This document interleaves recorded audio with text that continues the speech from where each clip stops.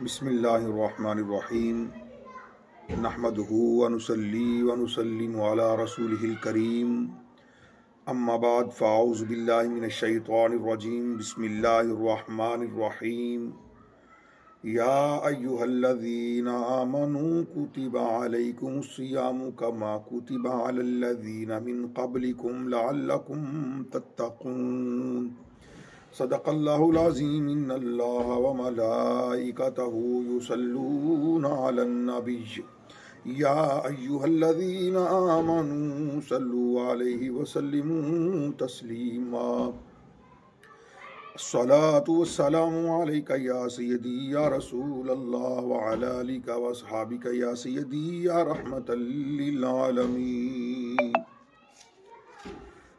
اللہ تعالیٰ کی حمد و ثنا سرکار دو عالم نور مجسم صلی اللہ علیہ وسلم کی پاک بارگاہ میں ہدیہ درود و سلام عرض کرنے کے بعد معزز ناظرین و سامعین السلام علیکم ورحمۃ اللہ وبرکاتہ۔ رمضان مبارک کے سلسلے کے اندر ہماری گفتگو جاری تھی۔ الحمدللہ ماہ مقدس سے چند دن پہلے ہی ہم رمضان مبارک کے حوالے سے گفتگو شروع کیے ہوئے ہیں، تو انشاءاللہ تعالیٰ پورا رمضان مبارک ہی یہ سلسلہ جاری و ساری رہے گا انشاءاللہ العزیز۔ آپ سب حضرات سے ریکویسٹ ہے کہ آپ ویڈیو کو پورا سنا کریں، انشاءاللہ تعالیٰ آپ کے علم میں اضافہ ہوگا، اور یہ باتیں سن کر اپنے گھر والوں کو، اہل و عیال کو، دوست احباب کو ضرور یہ شیئر کیا کریں، کیونکہ یہ جو دین ہے اس پہ جو ہے عمل کرنا چاہیے، اور دین کے متعلق لوگوں کو بھی آگاہ کرتے رہنا چاہیے۔ تو رمضان مبارک کی کیا باریں ہیں، کیا برکتیں ہیں۔ الحمدللہ مسلمان خوشی سے جھوم جاتے ہیں جب رمضان مبارک کا مہینہ آتا ہے۔ کیوں نہ جھومیں جب نفل پڑھنے کا ثواب فرض کے برابر اللہ تعالیٰ عطا فرماتا ہے، اور فرض کا برابر ثواب 70 فرضوں کے برابر عطا فرماتا ہے۔ تو اس میں ہمارے لیے اور کیا خوشی ہو سکتی ہے کہ اللہ کریم ہم پر اتنی عنایتیں، رحمتیں، برکتیں عطا فرماتا ہے، تو مسلمان تو جھوم اٹھتے ہیں۔ اور میں تو یہ کہتا ہوں کہ ماہ رمضان مبارک میں نیکیوں کا اجر تو ویسے ہی بہت بڑھ جاتا ہے، تو لہذا کوشش کریں زیادہ سے زیادہ نیکیاں اس ماہ میں جمع کر لینی چاہیے، کیونکہ یہ قیامت والے دن آپ کے کام آنی ہے بھائی۔ قیامت والے دن آپ کا حساب ہوگا ہوگا ہوگا ہوگا۔ نیکیاں گناہ تولے جائیں گے، تو لہذا آپ کوشش کریں کہ اپنا زیادہ سے زیادہ وقت رمضان مبارک میں نیکیوں میں گزاریں۔ اس حوالے سے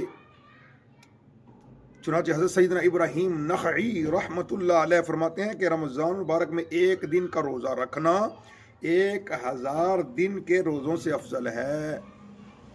رمضان کے علاوہ بندہ اگر 1000 دن کے روزے رکھے، اتنا ثواب ان 1000 دنوں کا نہیں ہوگا جتنا رمضان کے ایک روزے کا ثواب ہے۔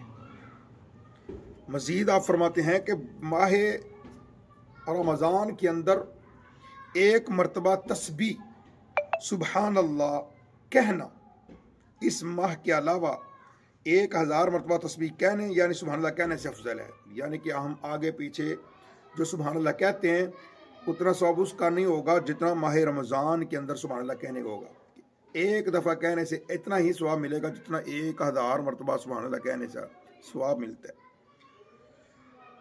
مزید ابراہیم نخعی رحمۃ اللہ فرماتے ہیں کہ ماہ رمضان میں ایک رکعت پڑھنا غیر رمضان کی 1000 رکعتوں سے افضل ہے۔ سبحان اللہ۔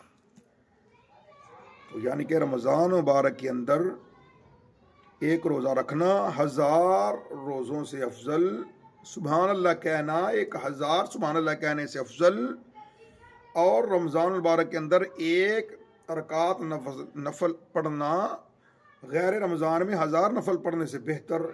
آپ اندازہ لگائیں کس قدر ہم خوش قسمت ہیں کہ کام تھوڑا ہے، اللہ کا فضل زیادہ ہے۔ ہم کتنے اللہ رب العزت کے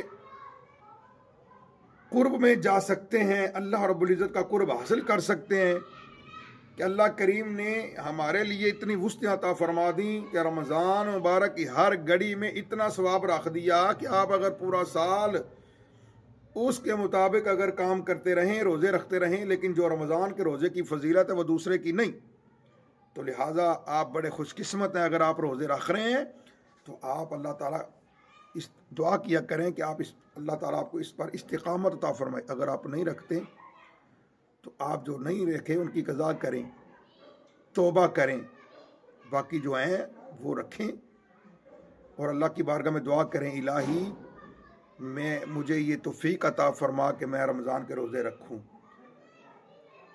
اللہ کے بندو، رمضان کریم کے روزے رکھنے والا اللہ رب العزت کو بڑا پسند ہے۔